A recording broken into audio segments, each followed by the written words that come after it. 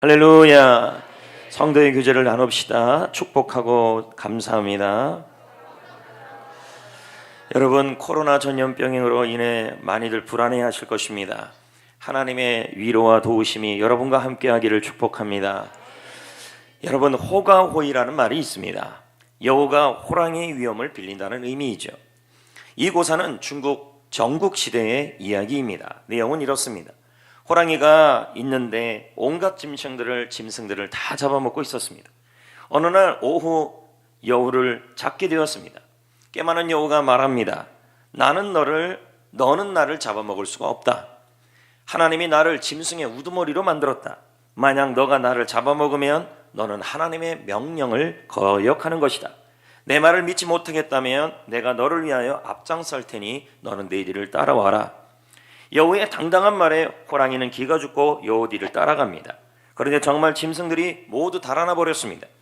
호랑이는 자신을 두려워서 짐승들이 달아나는지를 몰랐고 여우 보고 무서워 달아나는 것으로 생각을 했던 것이었습니다. 성도 여러분, 이 이야기를 제가 서두에 꺼낸 것은 오늘 말씀은 오늘 말씀의 여호수아를 보면 호가호이를 하고 있는 그 모습을 보여주고 있습니다.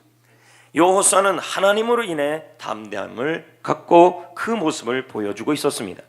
하지만 여호수아가 처음부터 이렇게 담대한 건 아니었습니다. 그는 우리나라 대한민국처럼 아니면 전 세계처럼 두려운 상황 속에 있었습니다. 본문 1절 말씀에 보면 여호수아의 상황이 얼마나 두려웠는지를 설명해주는 구절이 나옵니다. 1절을 다 같이 읽습니다. 여호와의 종 모세가 죽었다, 이렇게 나옵니다. 이 말이 어떤 의미냐면 여호수아 입장에서 이 사람이 왜 그렇게 여호수아 1장에 계속 두려워하지 말라, 강하고 담대하라, 용기를 잃지 말라, 그 얘기를 한 이유가 1장 1절에 나온다는 겁니다. 모세가 죽었다. 모세가 도대체 어떤 사람에게 여호수아는 이 모세가 떠나고 죽는 상황이 두려움을 주었을까요? 모세라는 인물은 40년 동안 온갖 고난 속에서도 태산같이 버티며 주었던 인물이 바로 이 모세입니다. 이스라엘의 지도자입니다. 근데 그가 떠났다, 죽었다, 이렇게 표현되는 것입니다. 모세는 여호수아에게 평생 동안 여호수아가 의지하며 힘이 되었던 사람입니다. 여러분, 의지했던 사람이 죽거나 아니면 내 옆을 떠나면 우리는 눈앞이 캄캄해지고 그리고 두려움이 몰려옵니다. 어떤 이유로 떠났는지는 모르죠. 어떤 사람은 병원에 입원했거나 어떤 사람은 실제로 멀리 떠났거나 돌아가셨거나, 우리는 이런저런 일로 인해 내가 의지했던 사람들이 내 곁을 떠나면 두려움을 겪습니다. 또 여호수아를 두렵게 했던 이유가 뭐냐면 모세가 죽었다라는 말은 모세가 책임져야 될 사람을 여호수아가 책임져야 될 상황이 되었다는 겁니다. 남겨져 있는 숫자만 200만 명이 넘었습니다. 거기다가 이들은 성경에 보면 쉽지 않은 사람들이라고 설명하고 있습니다. 힘든 사람들을 여호수아가 책임져야 되니 숨이 막혀오고 두려웠을 것입니다. 여러분, 우리는 어떻습니까? 여러분이 책임져야 될 사람들이 있습니다. 가족이 있습니다. 교회 세론도 있습니다. 직장 식구도 있고, 그리고 모두 내가 책임져야 될 사람들입니다. 하지만 그들은 모두 내가 감당하기가 어려운 사람들일 수도 있다는 것입니다. 이런데 이들을 내가 책임져야 되니 어떨 때는 외롭고 어떨 때는 두려워지는 거죠. 세 번째, 여호수아를 두렵게 했던 상황은 모세가 죽은 이유라는 말은 모세가 감당해야 될 사람뿐만 아니라 모세가 그동안 감당해야 했던 일도 여호수아가 맡아야 될 일이었다는 것입니다. 가나안 땅을 정복하는 일이었습니다. 그 군사는 정규군이었고 그들의 성은 모두 대단한 성들이었습니다. 반면에 이스라엘 백성들은 오합지졸이었고 이집트 노예로 있을 때는 한 평의 땅도 가져본 적이 없는 그러한 민족이었습니다. 이들을 데리고 그리고 가나안 땅 정복 전쟁을 감당해야 되니 이 무게감이, 내가 감당해야 될 이 일에 대한 무게감이 여호수아를 두렵게 했던 것이었습니다. 성도 여러분, 여러분은 언제 두렵습니까? 회사에서 실직하지 않을까 두렵기도 하고, 사업이 부진해지니까 앞으로 어떻게 살까 그것 때문에 두렵기도 합니다. 어떤 분은 사고에 대한 두려움이 있고 어떤 분은 질병에 대한 두려움이 있습니다. 특히 지금 같은 시대에 코로나 공포로 인해 우리는 다 두려움 속에 살아가고 있습니다. 자녀나 자신의 안전에 대한 두려움도 있고 미래에 대한 두려움도 있습니다. 퇴직하 후에 어떻게 살까? 자녀는 어떻게 키울까? 물론 죽음에 대한 두려움도 있습니다. 새로운 일에 대한 도전, 새 직장의 출근에 대한 두려움, 그리고 새로운 사업을 시작하며 새 학기를 시작할 때도 우리는 두렵습니다. 2020년을 살아가는 여러분, 특히 우리 이 시대를 살아가는 여러분, 그 누구도 경험해보지 못한 이 질병을 겪고 있는 여러분, 우리는 이 땅 가운데 가장 큰 것이 뭐냐면 현재 공포감입니다. 두려움입니다. 중요한 것은 이 두려움 가운데, 이 불안 가운데, 이 공포감 가운데 계속 있으면 어떻게 되냐는 것입니까? 잠언 29장 25절은 다음과 같이 말씀합니다. 다 같이 읽습니다. 두려워하면 올무에 걸리게 된다. 올무라는 말은 덫이고 안 풀리고, 풀면 풀수록 안 풀리는 것이 올무이고 묶여버리는 것이 올무입니다. 여러분, 우리가 어떤 이유든지 간에 다양한 이유로 우리는 두려움과 불안 속에 살아갑니다. 그 두려움을 계속 품고 있으면 이것이 나의 덫이 되고 나를 묶어버리며 우리를 풀리지 못하게 만들고, 인생도 건강도 물질도 상황도 환경도 전부 풀리지 않고 두려워하는 즉시 그것이 나에게 적이 되어버린다는 것입니다. 랄프 에머슨 박사는 말합니다. 담대함을 잃어버리지 말라. 만약에 그걸 잃어버리면 그 순간 온 세상은 적이 된다. 그러므로 성도 여러분, 2020년을 살아가는 여러분, 두려움을 없애야 합니다. 없어져야 할 줄 믿습니다. 특히 이 코로나 공포에서 이 공포와 두려움이 우리 가운데 없어져야 할 줄 믿습니다. 하나님이 어떻게 우리의 두려움을 없애줄까요? 무엇을 약속하고 있을까요? 본문 5절은 다음과 같이 말씀하고 있습니다. 5절을 다 같이 읽어볼까요? 시작. 내가 모세와 함께 있었던 것 같이 너와 함께 있을 것임이라. 하나님이 지금 여호수아에게, 두려워하는 여호수아에게 약속을 하고 있습니다. 여호수아야, 내가 너가 의지했던 그 모세와 함께 한 것처럼 내가 너와도 함께 해줄 거라고 약속을 하고 있습니다. 그러면서 두려워하지 말라, 용기를 가져라, 담대하라, 이렇게 말씀하고 있던 것이었습니다. 여호수아는 모세 옆에서 하나님이 어떻게 모세와 함께 했는지를 눈으로 봤습니다. 모세는 80세의 노인이었을 때 하나님이 그를 불렀죠. 그때 그는 혼자였습니다. 그리고 그가 이겨야 될 대상은 막강한 이집트 세력이었습니다. 모세는 두려웠을 것입니다. 그때 하나님은 이 모세에게 뭐라고 그랬습니까? 출애굽기 3장 12절 말씀에 다음과 같이 말씀합니다. 하나님이 이르시되 내가 반드시 너와 함께 있으리라. 반드시 기필코 함께 하겠다고 약속을 했습니다. 이 약속이 두려움 속에 있는 모세에게 담대함을 생기게 만들어 주었고, 실제로 하나님은 모세의 모든 걸음걸음마다 함께 하시고 힘이 되어 주었던 것이었습니다. 그런데 하나님이 이 모세와 함께 했던 것 같이 여호수아에게도 함께 하겠다고 약속하고 있었습니다. 그리고는 이렇게 말씀합니다. 여호수아 1장 5절 다시 한번 읽어볼까요? 시작. 내가 모세와 함께 있었던 것 같이 너와 함께할, 내가 너를 떠나지 아니하며, 또 뭐 하지 않는데요? 여기 떠나다 버리다 동일한 라파입니다. 히브리어 뜻은 똑같아요. 포기하다, 혼자 있다. 이 말은 거꾸로 생각하면 이런 의미예요. 여호수아는 최악의 상황에서 의지했던 사람도 떠나고 공포감과 두려움 속에 있었을 그때, 혼자 있을 그때, 책임져야 될 일이 많고 사람도 있을 그때 하나님이 여호수아에게 약속을 했는데, 뭐라고 약속하고 있냐면 나는 너와 반드시 함께 하겠다. 나는 너를 포기하지 아니할 것이다. 나는 너를 혼자 두지 아니할 것이다. 이렇게 약속하고 있는 것입니다. 성도 여러분, 우리도 최악의 상황이 있을 수도 있지요. 의지했던 사람들이 없을 수도 있지요. 책임져야 될 사람들, 식구, 회사에서는 나보다 뛰어난 사람들이 있어요. 그리고 코로나19로 인한 두려움과 공포, 좋지 않은 사업 환경과 그 강성에서 우리는 두렵고 무섭습니다. 그런데 하나님은 우리에게도 오늘 약속하는 줄 믿습니다. 내가 반드시 너와 함께 하겠다. 내가 너를 포기하지 않겠다. 이런 상황에서도 너를 혼자 두지 않겠다. 이 약속이 우리에게 담대함을 주는 줄 믿습니다. 할렐루야. 또 어떤 약속을 줄까요? 5절 말씀을 계속 볼까요? 뭐라고 말씀하고 있을까요? 시작. 내 평생에 너를 능히 대적할 자가 없다. 우리는 이 단어를 그냥 이해합니다. 그런데 조금 더 쉽게 이해해 본다면 원문을 통해 이해하는 겁니다.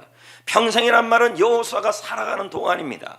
능이라는 단어는 우리가 능이 그러면 이게 부사로 보이지만 히브리어에 보면 이게 얼굴입니다. 이 말은 뭐냐면 여호수아야, 너의 평생 동안 내 얼굴 앞에서, 내 앞에서예요. 여호수아, 너 앞에서 대적하다는 말은 굳게 서다, 머물다, 저항하다, 반대하다. 네 얼굴 앞에서 굳게 설 사람이 없고, 네 앞에서 저항할 대상이 없고, 너 앞에서 반대할 대상이 없다. 하나님은 여호수아에게 지금 약속하고 있는 겁니다. 뭐라고 약속했습니까? 반드시 너와 함께 할 것이다. 너를 포기하지 아니할 것이다. 너를 혼자 두지 아니할 것이다. 아무도 너의 앞에, 네 얼굴 앞에서 견고한 성읍도 가나안 군대도 너를 저항하지, 맞서지, 서지도 못할 것이다. 이렇게 말씀하는 거죠. 근데 제가 이 부분을 볼 때 뭐가 생각이 났냐면, 마침 그때 신문을 보고 있었어요. 인터넷으로요. 봤는데 그 내용이 뭐였냐면, 텔레비전 프로그램 하나를 인터넷에 소개하고 있었어요. 요즘 개 프로그램이 너무 많잖아요. 그래서 그 개 프로그램이었습니다. 개는 도구를 의미합니다. 개는 훌륭하다라는 프로그램인데 사나운 개들이 등장하는 프로그램이었다는 겁니다. 거기에 훈련사 강영욱 씨가 등장하는데, 그 훈련사가 개의 행동을 교정해 주는 것이었어요. 그중 한 마리가 아주 포악하고 공격성이 강한, 으르렁 무조건 사람만 보면 얼마나 큰지 와서 그냥 물어버리는 그런 개였어요. 그런데 이 강훈련사가 들어가자마자 앞에 갔던 연예인들은 벌벌벌벌 막 떨어요. 여러분, 연예인들 앞에 개는 막 씹어 먹으려고 막 그래요. 근데 강훈련사가 딱 들어가니까 훈련사 얼굴 앞에 공격을 못하는 겁니다. 그리고는 이렇게 쫙 눈으로 째려봅니다, 개를요. 그랬더니 개가 대적을 못합니다. 맞서지 못하고 깨갱대는 걸 제가 봤습니다. 이 모습이 바로 여호수아 1장 5절입니다. 하나님이 우리 앞에, 우리 얼굴 앞에, 할렐루야, 견고한 성읍도 가나안 군대도 할렐루야 머물지 못하고 저항하지 못하고 맞서지 못하고, 할렐루야, 하나님이 함께 하기 때문에 그렇게 하겠다는 것입니다. 성도 여러분, 하나님은 오늘도 우리에게 약속하시는 줄 믿습니다. 우리 앞에 있는 견고한 환경이 있어도, 우리 앞에 감당할 수 없는 일이 있어도, 여러분 앞길을, 여러분 앞에서 그 환경이, 그 감당할 수 없는 일들이, 그 모든 상황들이 여러분을 맞서지 못하고, 막지 못하고, 저항하지 못하고, 여러분의 앞길을 막을 수 없는 줄 믿습니다. 하나님은 이런 분임을 실제로 신명기 11장 25절은 말씀합니다. 너희 하나님 여호와께서 너희에게 말씀하신 대로 너희가 밟는 모든 땅 사람들에게 너희를 두려워하고, 개가 깨갱되는 것처럼요, 무서워하게 하시리니 너희를 능이란 말은 얼굴이란 뜻이죠. 한국 성경에서 능이라고 되어 있지만 히브리어에서는 얼굴이에요. 내 얼굴 앞에서, 모세의 얼굴 앞에서, 여호와의 얼굴 앞에서 맞설 사람이 없다. 감당할 수가 없다. 무너진다. 할렐루야, 할렐루야. 성도 여러분, 장애물이 많습니까? 닫힌 문을 경험하면서 그만 포기하고 싶습니까? 인생의 밑바닥으로서 산지가 너무 오래됐습니까? 아무리 봐도 좋은 일이 일어날 것 같지 않습니까? 너무 힘든 환경이 계속됩니까? 코로나19로 불안합니까? 도와줄 사람이 없습니까? 힘들게 하는 사람이 앞을 가로막습니까? 성도 여러분, 하나님이 반드시 함께 한다고 약속합니다. 우리 앞에서 앞길을 막지 못하고, 우리 앞에 대항할 자가 없게 만들어준다고 약속하는 줄 믿습니다. 이제 우리는 이제 어떻게 해야 될까요? 9절 말씀을 한 번 더 읽습니다. 다 같이요. 9절입니다. 9절 봅니다. 읽을까요? 시작. 내가 내게 명령한 것이 아니냐. 강하고 두려워하지 말며 놀라지 말라. 네가 어디로 가든지 내 하나님 여호와가 너와, 여기서 이 강하다는 단어는 마음이 강해지다, 이기다 이 뜻이에요. 두려움을 이기라는 얘기예요. 담대하라는 말은 용기를 내다. 두려워하다는 말은 떨다. 그러니까 두려워하지 말라는 말은 떨지 말라. 놀라다는 말은 마음이 가라앉다, 좌절하다, 마음이 가라앉지 말라, 이 말이에요.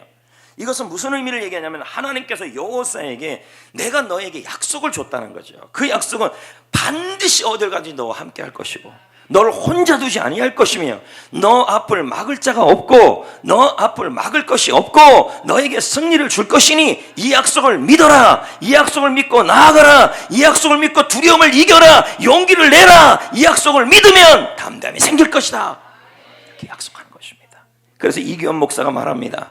믿음이 떠나면 두려움이 오고, 믿음이 있으면 담대함이 온다. 그러므로 두려움을 이기는 것은 믿음이다. 믿음은 용기를 준다. 믿음은 두려움을 이긴다. 할렐루야. 여러분 믿으십시다. 지금의 이 상황 속에서도 하나님의 약속을 믿읍시다. 하나님이 반드시 함께 하신다. 하나님이 반드시 승리를 주신다. 이 상황에서 혼자 두지 않는다. 이 상황에서 여러분을 포기하지 않을 것이다. 하나님이 여러분 앞에 여러분의 앞길을 막을 것이 없게 해줄 것이다. 이 약속을 믿어야 두려움을 이길 수 있는 것입니다. 철로 역정에 보면 이런 이야기가 나와요. 크리스찬이 천국을 향해 가다가 한 곳에 이르렀어요. 그때 두 사람이 달려와요. 크리스찬에게 물어요. 당신 어디로 갑니까? 저는 천국으로 가는데요. 왜 그러죠? 우리도 천국으로 가는 사람들입니다. 조금만 더 가면 큰 길이 있는데 그 양쪽 길에 무서운 사자들이 있어요. 그들이 잡아먹으려고 으르렁댈 겁니다. 두려워서 가던 길을 저희들은 돌아오는 길입니다. 당신도 가다 보면 무서워서 돌아올 겁니다. 두려워서 돌아올 겁니다. 사자들이 두려워서 돌아올 겁니다. 함께 돌아갑시다. 당신들 이름은 뭐예요? 그랬더니 철로 역정에 말하기를 첫 번째 사람 이름이 불신이었어요. 믿지 못하는 거. 두 번째 사람 이름은 뭐냐면 비겁이었어요. 두려움 속에 있었다는 것이죠. 하지만 크리스천은 가던 길을 멈추지 않았습니다. 그리고 말합니다. 나는 죽더라도 가다가 죽지 뒤돌아서지 않겠습니다. 얼마나 무섭게 생긴 사자 두 마리가 양쪽에서 잡아먹을 듯이 으르렁대고 있었습니다. 크리스천은 처음에는 무서웠습니다. 두려웠습니다. 주춤거렸습니다. 하지만 하나님이 함께한다는 약속을 믿었습니다. 하나님이 함께한다. 반드시 함께한다. 하나님께서 붙들어 주신다. 하나님께서 승리를 주신다. 우리의 앞을 막아설 것이 없다. 그 약속을 믿었습니다. 그 약속을 믿자 마음속에 두려움이 떠나갔습니다. 담대함이 생겼습니다. 그리고 믿음으로 나아갔습니다. 그러자 사자들이 덤벼들지 않았습니다. 지나고 보니까 사자들이 모두 쇠사슬에 묶여 있었습니다. 성도 여러분, 두려움은 감정입니다. 두려운 감정을 없애야 합니다. 왜요? 두려운 감정을 계속 갖고 나면 이게 나의 믿음과 인생과 신앙의 올무가 되어버려요. 그러기 위해서 이 두려운 감정을 다스려야 합니다. 무엇으로 다스려야 될까요? 바로 하나님의 약속입니다. 이기현 목사는 계속 말합니다. 감정을 다스리는 것은 하나님의 약속이다. 하나님의 약속이 내 삶을 지지할 때, 하나님의 약속이 내 삶을 지지할 때 감정 문제는 해결된다. 하나님의 약속이 언제 내 삶을 지지하는가? 하나님의 약속을 믿을 때이다. 사람의 소리보다 하나님의 약속이 더 강력하게 들리면 흔들리지 않는다. 할렐루야. 하나님의 약속을 믿읍시다. 하나님의 약속을 믿읍시다. 그럴 때 담대함이 생기는 줄 믿습니다. 하나님은 다시 한번 여호수아에게 약속합니다. 여호수아 1장 3절 내가 모세에게 말한 바와 같이 너의 발바닥으로 밟는 것을 모두 너희에게 주었노니. 실제로 여호수아는 하나님의 약속을 믿습니다. 그래서 두려움이 그 약속을 믿고 두려움이 떠나갔고 용기를 내고 담대하게 나아갑니다. 그러자 여러분, 그러자 요단강도 그의 얼굴 앞에서 열렸고 여리고성도 그의 얼굴 앞에서 열렸고 안악자손도 그의 얼굴 앞에서 열린 줄 믿습니다. 그 애를 대적할 수가 없었다는 것입니다. 그러므로 우리도 하나님의 약속을 믿어야 합니다. 하나님이 지금도 여러분에게 약속합니다. 반드시 너와 함께 할 것이다. 네 앞에 대항할 자가 없을 것이다. 그 무엇도 그 누구도 너의 앞길을 막아서지 못할 것이다. 그러므로 이 약속을 믿음으로 담대하게 살아갈 수 있기를 축복합니다. 할렐루야. 워너메이커는 말합니다. 워너메이커라는 분이 있습니다. 미국의 백화점 왕으로 알려졌죠. 그가 사업 60주년 기념 행사에 기자가 물었어요. 회장님은 지금까지 투자한 것 중에 가장 성공적인 투자가 무엇입니까? 그는 답변을 마치 갖고 있었던 것처럼 한 채의 머뭇거림도 없이 대답합니다. 제가 10살 때 최고의 투자를 했죠. 그때 나는 $2 75센트를 주고 성경 한 권을 구입했습니다. 이것이 내 인생의 최고의 투자였습니다. 그리고 그 성경의 약속들이 나를 만들었습니다. 기자가 다시 물었습니다. 그러면 회장님, 성경책만 사면 다 이렇게 되나요? 성경책만 구입하면 승리할 수 있고 성공할 수 있습니까? 워너메이커가 말합니다. 그렇지 않습니다. 먼저 하나님의 약속을 믿고 그 말씀을 실천해야 합니다. 하나님의 약속을 믿고 즐겁게 담대하게 일하다 보면 승리는 어느새 나의 자신 앞에 다가와 있게 될 것입니다. 할렐루야. 성도 여러분, 우리 앞에는 부정적인 사람들도 있고 불의한 일도 있고 실망스러운 일도 있고 장애도 있고 질병도 있고 코로나19도 있습니다. 과거의 상처도 있고 실패도 있고 나쁜 일도 있습니다. 하지만 여러분, 어떠한 것도 우리를 막아설 수 없습니다. 우리 앞길을 반대하지 못합니다. 장애도 질병도 우리 앞을 맞서지 못할 것입니다. 내 앞에서 무너질 줄 믿습니다. 내 인생길이 열릴 겁니다. 왜요? 우리에게는 하나님의 약속이 있기 때문인 것입니다. 이 약속을 믿고 담대하게 나아가야 할 줄 믿습니다. 믿음으로 전진하다 보면 하나님은 우리가 가야 할 곳을 데려다 놓을 것입니다. 그런데 이렇게 말하는 분이 있어요. 속으로요. 에이, 그게 그런 일이 일어날 수 있을까? 지금 내 상황이 어떤지를 모르고 하는 소리야, 목사님이. 그렇지 않습니다. 하나님은 우리의 환경과 우리의 상황에 제한받지 않습니다. 믿음으로 과감하게 발을 떼시고 두 주먹 불끈 쥐고 선포하셔야 합니다. 이 질병도 나를 막을 수 없다. 내 운명도 내 앞길을 맞설 수 없다. 사람들이 나를 무너뜨려도 어림없다. 장애물도 무너질 것이다. 내 앞길은 열릴 것이다. 하나님이 내가 어디로 가든지 반드시 함께하고 있다. 내 평생에 나를 등이 대적할 자가 없을 것이다. 한쪽 문이 닫히면 다른 문이 열릴 것이다. 아니면 닫힌 문이라도 열어주실 것이다. 아멘. 믿음으로 전진해요. 히브리서 10장 35절에 뭐라고 말합니까? 너희 담대함을 버리지 말아라. 이것이 큰 상을 얻게 할 것이다. 성도 여러분, 지금 우리나라는 또 전 세계는 코로나19로 심히 두려워하고 있습니다. 오늘도 저는 이렇게 일부 예배는 많이 왔었어요. 2부도 이 정도면 예상하고 많이 왔습니다. 국제보건기구는 전 세계적 질병이 될 수 있음을 지금 전하고 있습니다. 보건당국에 따르면 지난 18일 신천지 신도 슈퍼바이러스 감염자로 인해 확산이 크게 됐다고 말하고 있습니다. 이유가 어떻든 코로나19로 인해 우리 교회 성도님들의 불안, 그리고 대한민국과 세계 사람들의 불안이 커지고 있습니다. 지난주 내내 저 역시 참 많은 기도를 하며 주위 목사님들과의 또 네트워크를 통해 또 대화를 통해 나누었습니다. 그리고 교수님들의 글과 의견들을 들었습니다. 왜냐하면 교회 일정과 예배 전체에 코로나19가 영향을 주고 있기 때문입니다. 시청에서는 예배 실태 파악을 위하여 계속 연락을 오면서 예배 자제 요청을 마치 간섭하듯이 그렇게 했습니다. 어저께도 어떤 글을 하나 받았는데 시청 직원이 연락 왔다는 겁니다. 예배 드리지 말자고. 그랬더니 목사님이 이렇게 말했다는 거예요. 당신은 그러면 마트 안 가냐? 마트 간다는 거예요. 마트도 사람 많고 교회도 사람 많다. 아니 그게 웃기자는 소리예요. 그렇게 얘기합니다. 당신은 그럼 직장에 출근 안 하느냐? 우리는 일주일에 3번밖에 안 가는데 당신들 매일 가지 않냐? 간섭하지 말라. 이렇게 말하는 목사님들도 계셨어요. 그러나 이런 우려도 나오고 있습니다.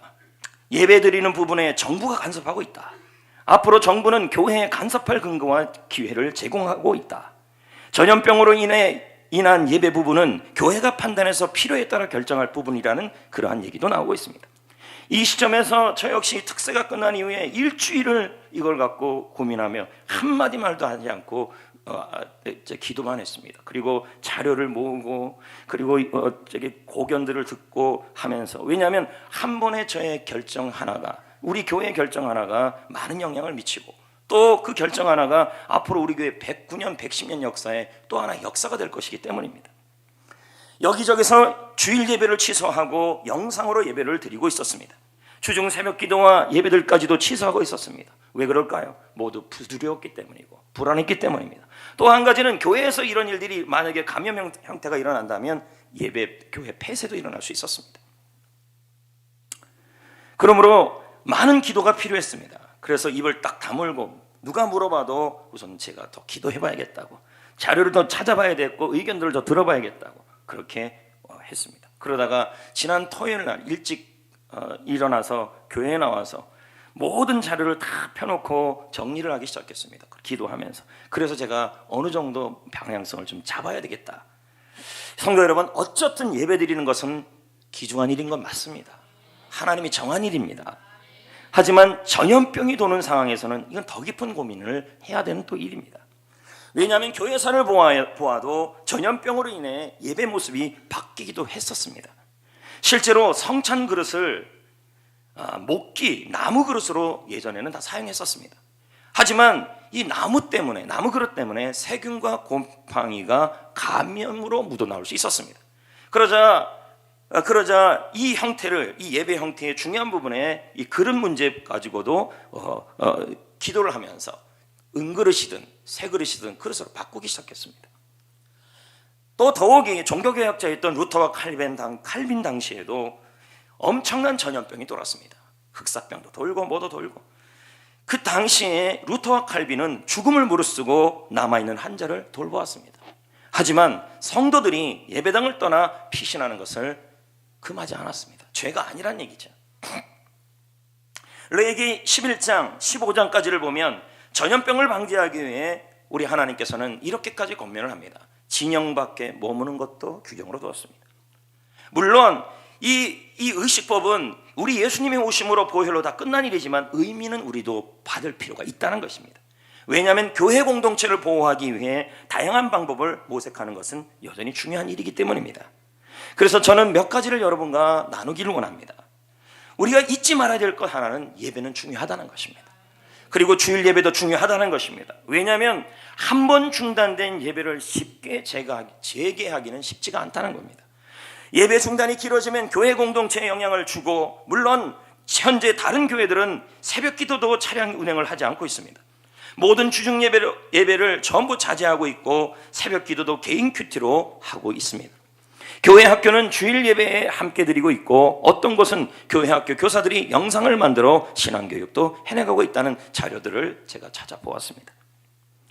주일 예배를 영상으로 드리는 곳도 있습니다. 이 부분에 대하여 많은 교수님들의 의견은 틀리진 않았다. 물론 모든 상황에서 영상으로 드리는 건 문제가 있지만 전염병 시, 박해 시 숨어서 가정이나 카타콤에서 예배를 드린 경우들도 있었기 때문인 것입니다. 우리 교회도 이 부분을 고민하고 고려할 필요성이 있을 것 같습니다. 오늘은 저희들이 이렇게 예배를 드렸지만 이제 온라인 영상 예배에 대하여 심도 있게 우리는 기도하고, 또 이 부분에 대하여 당회에서 긴밀히 기도하며 상의하여 공지할 것입니다. 단 하나, 다른 교회에서 이렇게 하니까 우리 교회도 이렇게 해야 된다는 것은 옳지 않습니다. 왜 그러냐면 지금 교회마다 각양각색입니다. 제가 지금 들어본 리서치만 해도요. 그러므로 우리 교회는 기도하면서 바른 방향을 우리가 제시하고 갈 필요성은 있다는 것입니다. 교회의 장례식도 최소화해야 하고 병원 신방도 간소화해야 합니다. 모든 신방 일정도 다른 교회에서는 취소하고 있고 점심 식사도 제공하지 않고 있습니다. 왜요? 우리가, 여러분들은 괜찮다 하지만 어떤 경로로 누가 감염된지를 우리는 모르기 때문에, 현상이 지금 그리고 잡혀있지 않는 상황이기 때문에 더더욱 우리는 한 번 더 고민해봐야 될 상황에 처해 있습니다. 그럼에도 불구하고 여러분, 저는 여러분들에게 목회자로서 부탁을 드립니다. 전염병으로 인해 예배가 많이 드려지고 있지는 않지만 예배를 뜨겁게 사랑하는 마음을 늘 가져주시고, 왜냐하면 예배는 하늘의 문을 여는 통로라고 지난주에 말씀드렸습니다. 볼테르는 말합니다. 기독교를 죽이고 싶으면 주일 예배를 폐지시켜라. 이 말은 뭐예요? 주일 예배가 폐지되면 기독교는 무너질 수 있다는 것이 무신론자의 말이었습니다. 이건 성경적 입장의 사람이 아니라 무신론자가 했던 얘기예요.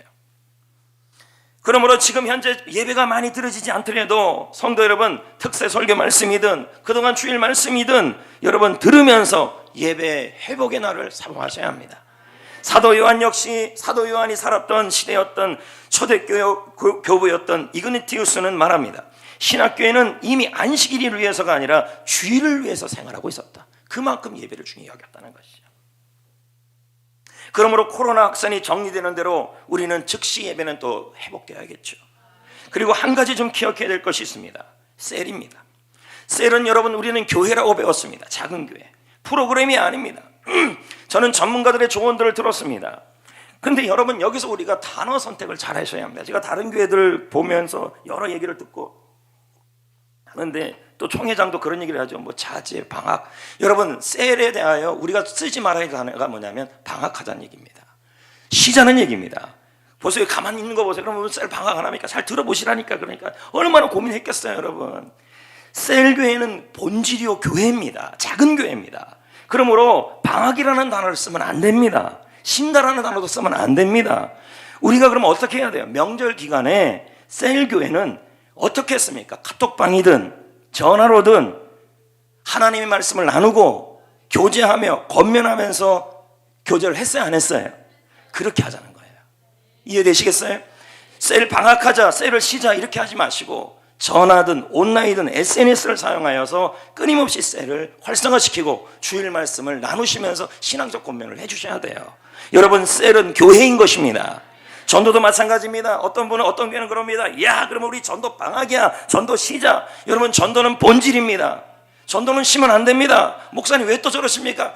그러니까 여러분, 마음이 있으면 길이 생겨요. 이때 뭐예요? 방법을 달리 하셔야죠. 전도 대상자를 만나지 마세요. 그럼 어떻게 해요? 전화하시거나 카톡 보내거나 아니면 온라인으로 스타벅스를 보내시면 돼요.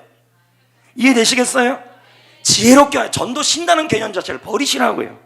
제자 훈련은 어떻습니까? 경건 훈련은 어떻습니까? 와, 이번에 그러면 제자 훈련 뭐 경건 훈련 방학이다. 여러분, 방학이라 그러면 말이 안 되는 겁니다. 이건 다 본질입니다. 신다는 말을 쓰지 마시고, 할렐루야, 개인 훈련이든 경건 훈련이든 큐티든 성경 읽기든 성경 쓰기든 여러분, 셀 리더들이 셀원들의 신앙을 위해 권면하시면서 케어해 주십시오.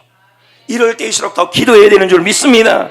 그리고 매일 9시에, 특히 저녁 9시에 집에서든지 차 안에서든지 우리 모두 기도합시다. 별지의 공동체 기도문을 제가 넣어두었습니다. 하루나 한 끼라도 일주일에 금식하면서 우리 기도합시다. 그리고 마음을 다하여 기도합시다. 그러나 그럼에도 불구하고 여러분, 지금 주보에는 오후 예배 드린다 강구가 나갔고, 그리고 수요 예배 드린다는 강구가 나갔지만 우선 잠정적으로는 오후 예배나 수요 예배를 지금 안 드리는 걸로 하겠습니다. 그러나 단 저는 그렇게 생각합니다. 여러분들이 감염으로 인해서 예배를 안 드려도 저는 드려야겠습니다. 왜요? 목사는 교회를 지켜야 된다고 생각합니다. 그래서 저는 주일날 오후 예배 3시에 오지 마세요. 여러분은요, 저하고 교역자들만 공식적 예배 그냥 드릴 겁니다. 오지 마셔야 돼요. 감염되면 누구 책임이에요? 목사가 예배를 지킨다는 그 본질은 잡아야 되겠습니다. 그렇게 갈 겁니다. 절대 오지 마세요. 말씀드렸습니다. 제가 무서운 게 하나님이에요. 어저께도 어떤 목사님하고 대화 나눌 때도 자신의 지금의 이 결정이 하나님 보시기에 기쁜지 나는 또 결정 못하겠다는 얘기를 하더라고요. 저는 최소한 하나님 앞에서 몸부림치는 거예요. 이런 상황에서도. 성도 여러분, 참 두렵잖아요. 지난주에 저희 집 라인에 한 어르신이 응급으로 병원에 갔어요. 모두들 코로나 아니냐고 난리 난 거예요. 권준호 목사는 청정지역에 사는 사람 아닙니까? 할렐루야. 제가 있는 한 사무엘에 있는 한 이 지역엔 전쟁이 없듯이 제가 있는 한 이 지역에는 코로나가 없다고 난 믿고 살고 있는데, 아니 가만히 있어 보세요. 근데 코로나가 생겼으면 이게 큰일 나는 거 아닙니까? 이 코로나가 코피 날 것 같았어요. 막 근심이 오고 불안하는데 혹시 저 할아버지 저 할머니 막 이러는데 다행히 저녁에 여러분 이분이 코로나가 아니라고 얘기가 나옵니다. 잠이 오더라고요. 만약에 제가 코로나 걸리면 여러분 어떻게 하겠습니까? 목사로서 이거 영광 가는 일 아닙니까? 그래서 조금만 콧물이 나와도 이거 코로나 아닌가? 그거부터 걱정합니다. 콧물 나오고 그러면 여러분, 우리 역시 많이 두렵습니다. 이런 상황에서도 여러분, 우린 두려워하지 않아야 될 이유가 있습니다. 왜요? 성도는 코로나에 걸리지 않기 때문입니까? 아닙니다. 여러분, 성도도 걸릴 수 있습니다. 성도는 코로나 걸리면 그냥 뭐든 백신도 없이 낫기 때문입니까? 물론 그럴 수도 있지만 그러지 않을 확률이 더 높습니다. 근데 우리는 이런 상황에서도 두렵지 않을 수는 있어요. 왜 그렇습니까? 하나님의 약속 때문인 줄 믿습니다. 내가 어디로 가든지 반드시 너와 함께 할 것이다. 내가 너를 어떤 상황에도 혼자 두지 아니할 것이다. 내 앞에 어떠한 적도 대항하지 못할 것이다. 너를 지킬 것이다. 승리할 것이다. 할렐루야. 이 약속을 믿고 용기를 내서 지금의 이 시기를 이겨냅시다. 여러분, 우리 믿음의 선배들이요, 극한 환난 속에서도 이렇게 고백하면서 살았다 그러잖아요. 독일의 하이델베르크 요리문답 제1문 1답에 뭐라 그럽니까? 살아서나 죽어서나 유일한 위로는 나는 나의 것이 아니요 몸도 영혼도 나의 신실하신 우리 주 예수 그리스도의 것이다. 이걸 믿고 살았다는 거죠. 이제 말씀을 맺겠습니다. 로만 빈센트 빌 박사는 말합니다. 노를 거꾸로 하면 전진을 의미하는 온이다. 전진 온. 지금 여러분의 상황이 안 되고 있습니까? 도와줄 사람도 없고, 일이 뜻대로 한다고 일이 실패이고, 책임져야 될 사람이 있고 없고, 장애물도 있고, 질병도 있고, 코로나의 공포 속에 있을 수도 있습니다. 자꾸만 노루가 생각이 납니다. 안 된다. 하지만 여러분, 하나님은 우리에게 오늘 약속하는 줄 믿습니다.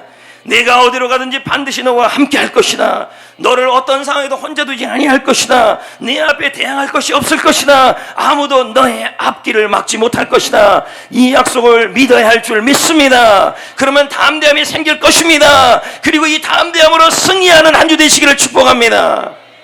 아멘. 다음 주에 여기서 만날지 생방송으로 만날지는 저도 모르겠습니다. 어떻든 승리합시다.